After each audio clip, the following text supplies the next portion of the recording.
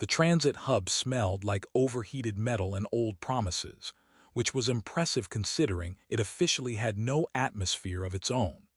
The soldier leaned against a flickering security pillar and wondered, not for the first time, how many wars a man had to survive before the universe allowed him a quiet drink. His assignment was simple in the way only lies were simple. Observe, report, don't interfere. The station rotated slowly, gravity humming in uneven rhythms, while crowds flowed past in confused currents, traders arguing with translators, pilgrims apologizing to walls, a service droid loudly insisting it was not designed for emotional support. He adjusted the strap of his rifle and told himself he was invisible. That was the trick. Be present enough to get paid, absent enough to avoid history. His visor flashed a low-priority warning about a sensor glitch in Gate 7. He ignored it. Gate 7 always glitched. Last week it had tried to arrest a sandwich. Then he saw her. She moved differently, not faster, not slower, just precisely as if the chaos politely stepped aside. At first glance she looked human, dark hair, calm posture, an expression that suggested she was used to rooms changing shape around her. Then she turned her head slightly and the long ears became visible, elegant and unmistakably alien, tapering back through her hair. He blinked once, then twice, because long shifts did that to a person. Still there, definitely ears. Of course, he muttered. Why not? She wasn't the problem.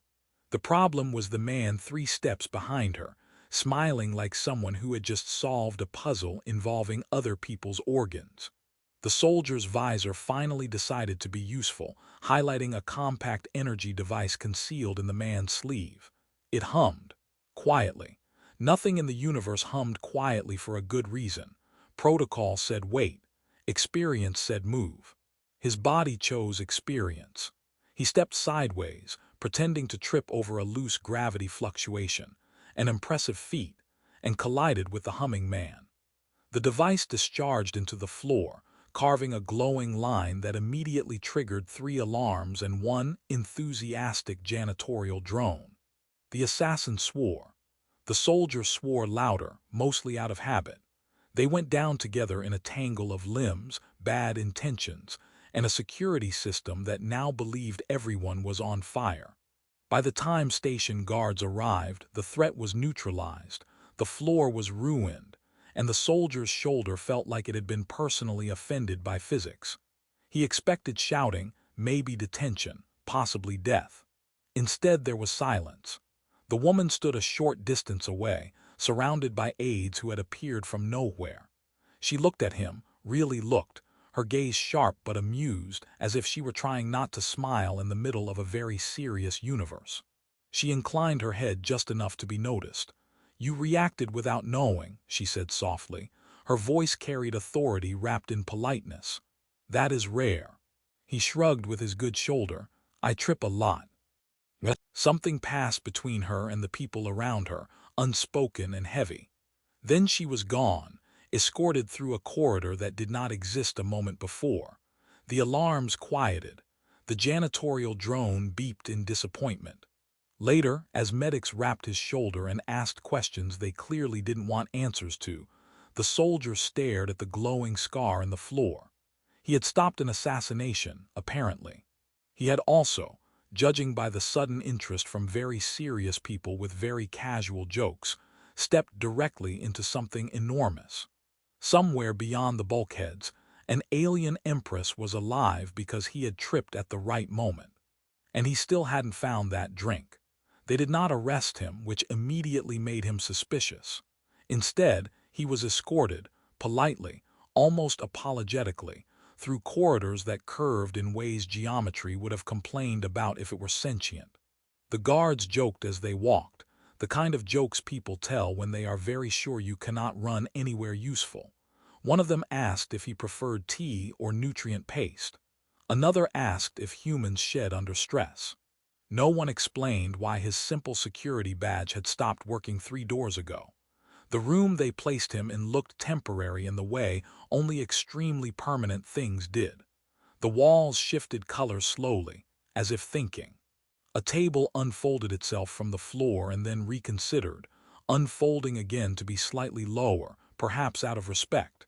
He sat, tested the chair, and decided it was either very advanced or quietly mocking him. Minutes passed. Or seconds. Time was behaving strangely, which was never a good sign. When the door opened, it did so without sound or warning, like a thought becoming real. She entered alone this time. No guards, no aides, no dramatic flourish. Just her long ears visible now, no effort made to hide them.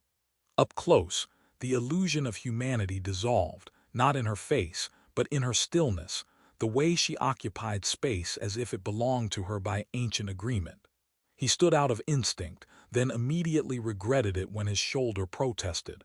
"You don't have to do that," she said, and smiled faintly. "I am not here in an official capacity." "That's a relief," he said. "I tend to trip more around officials." Her smile widened, genuine now. "I was informed." She studied him for a moment that felt measured in more than seconds. "You acted without hesitation. You did not know who I was." "I still don't," he said. "I mean, I know you're important. People don't rearrange hallways for just anyone." A soft sound escaped her that might have been laughter. "You saved my life." He considered this. "That explains the hallway thing." She sat across from him, the table adjusting again, clearly enjoying itself. "You are not being punished." "That's usually what people say right before the punishment." "Then let me be clear," she said. "You are being protected." That was worse. She told him some of it, not all, enough to make the air feel heavier.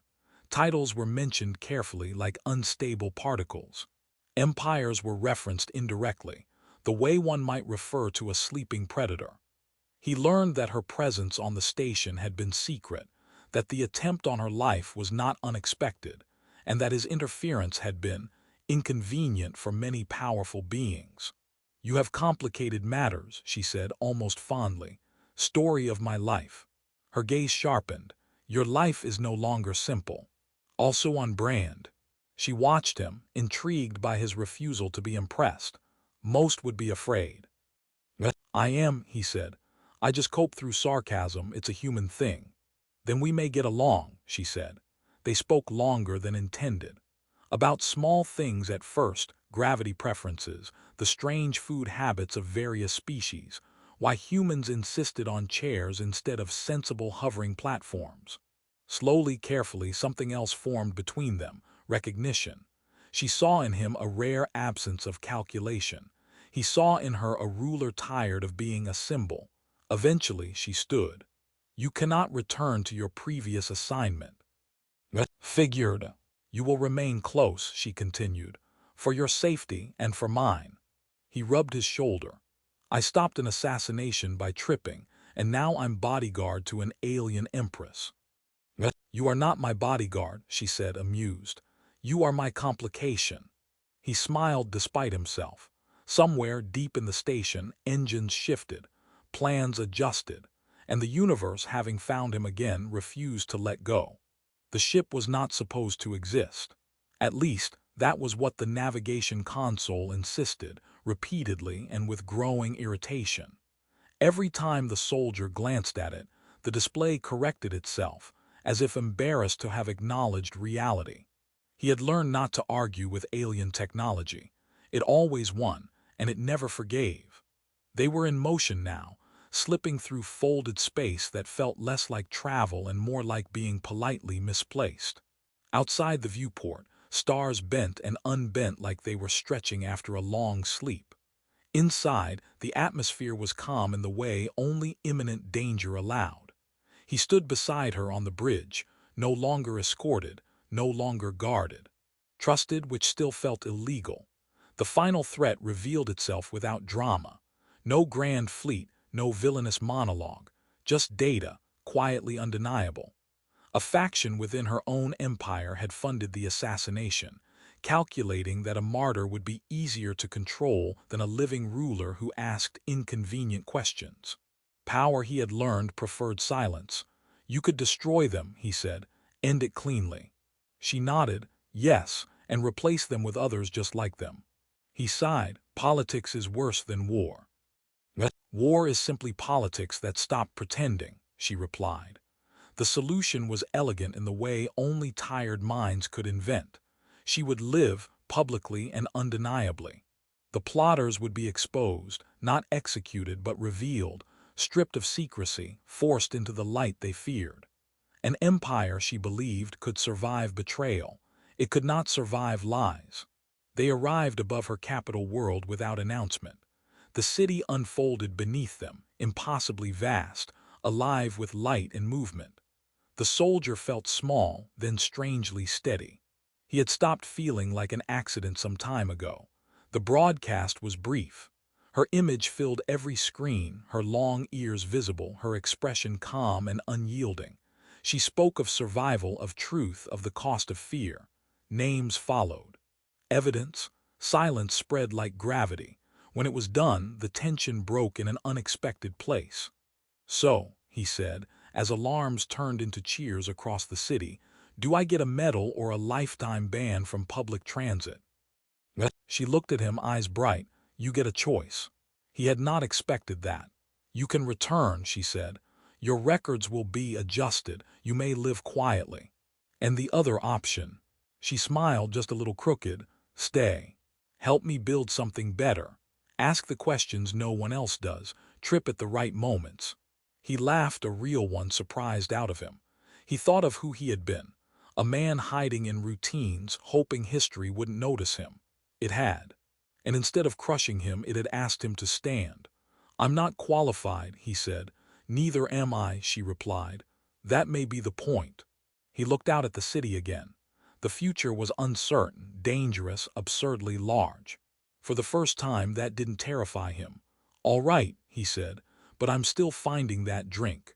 She inclined her head, amused and sovereign. "I will have the universe apologize in advance." The ship settled into orbit.